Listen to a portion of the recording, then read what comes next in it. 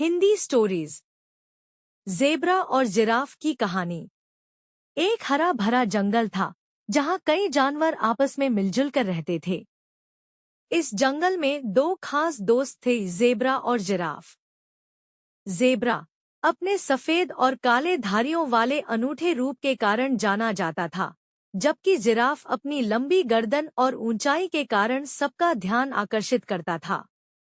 हालांकि दोनों अच्छे दोस्त थे, पर कभी-कभी उनमें अपनी-अपनी खूबियों को लेकर बहस हो जाती थी। एक दिन ज़ेब्रा और जिराफ साथ में जंगल घूमने निकले। चलते-चलते वे एक बड़े पेड़ के नीचे आराम करने लगे। बातचीत के दौरान ज़ेब्रा ने मजाक में कहा, जिराफ, तुम्हारी गर्दन इतनी लंबी है कि लगता है जैसे आसमान से पत्तियां तोड़ने के लिए बनी हो। जिराफ ने मुस्कुराते हुए जवाब दिया, और तुम्हारी धारियां ऐसी लगती हैं जैसे किसी ने पेंट ब्रश से तुम्हें रंग दिया हो। यह सुनकर ज़ेब्रा थोड़ा नाराज हो गया और बोला, मेरी धारियां मुझे शिकारी से छिपने में मदद करती हैं। मैं तो इतनी तेज दौड़ सकता हूँ कि कोई मेरा पीछा भी नहीं कर सकता।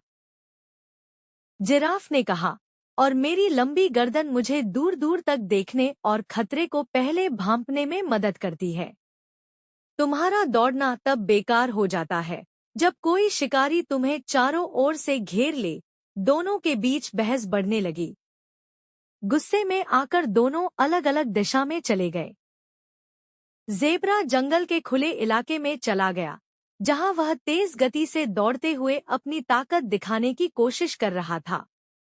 उसे लगा कि जिराफ को यह साबित करना होगा कि दौड़ने की ताकत सबसे बड़ी होती है।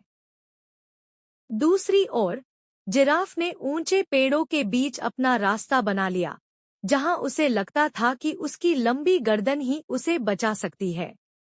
वह दूर दूर तक देखता और खतरे को पहचानने की कोशिश करता। लेकिन तभी जंगल के राजा शेर ने इन दोनों पर नजर डाल ली। शेर ने पहले ज़ेब्रा को अकेले देखा और उसका पीछा करना शुरू कर दिया। ज़ेब्रा बहुत तेज दौड़ रहा था, लेकिन उसे रास्ता नहीं सूझ रहा था, क्योंकि वह जंगल के ऐसे हिस्से में आ गया था जहां घने पेड़ और कांटे थे। दूसरी ओर जिराफ ने शेर को दूर से देख लिया।